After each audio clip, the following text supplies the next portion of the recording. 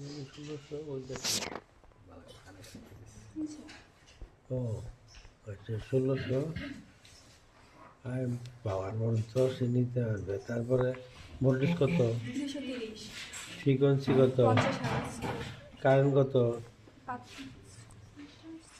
5 0 থেকে 60 আর কি, 5 না তো, 0 থেকে 60। ঠিক আছে, এটার ভিতরে কয়টা কয়েল আছে? এখানে হাত দেওয়া যাবে না তারে, আপনি একটু ভিতর।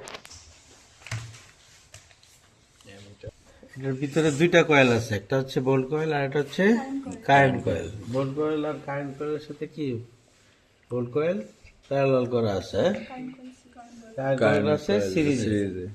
এই দুইটা কয়েলের মাথা কয়টা? 4টা।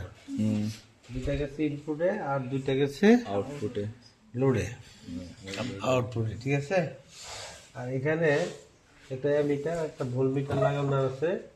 যদি কোনো কারণে এটা ভুল রিডিং যায়, তাহলে এই দুইটা গুণ করে আমি এখানে ওয়াটার জানা আছে, ওইটাতে কিলোওয়াট আওয়ার আমরা বের করতে পারবো। ঠিক আছে, এখন আমরা যেটা করব, প্রথমে একটা মিটার একটা রিডিং লিখে আছে না, কত আছে? 3.8 লেখেন ইনিশিয়াল রিডিং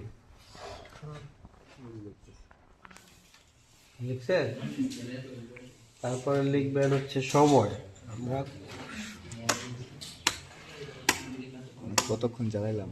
আমরা 20 মিনিট চালাবো। 20 মিনিট। ঘন্টা আপনারা চলে যাবেন, সময় শেষ হয়ে যায়, আসবে সে এসে ডাটা বলবে, পরে আপনারা লিখবেন। আচ্ছা আচ্ছা, দাঁড়া থাকতে হবে না, আর বেশি না। এটাই বললাম। ঠিক আছে, লিখছে। তারপরে এখন লিখবেন ভোল্টেজ, টাইম, এগুলো আর কারেন্ট। হ্যাঁ, তাহলে অন করে টাইমটা দেখেন। কোন দেখ একজন 9:40 অন করলাম। 38 ওই জায়গায়। 9টায় 38 38। আচ্ছা, কারেন্ট কত? 3 অ্যাম্পিয়ার, তাই না? কারেন্ট হচ্ছে 3 অ্যাম্পিয়ার। আচ্ছা, আর ভোল্টেজ কত? ভোল্টেজ 220 40-এর মতো।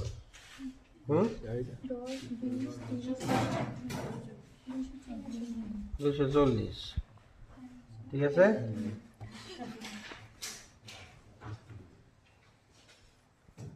ঠিক আছে।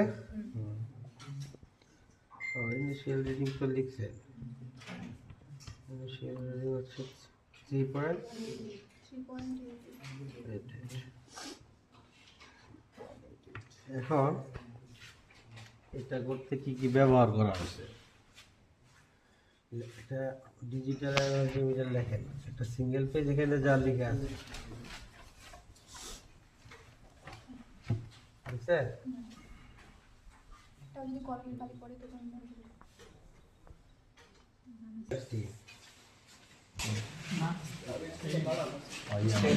এই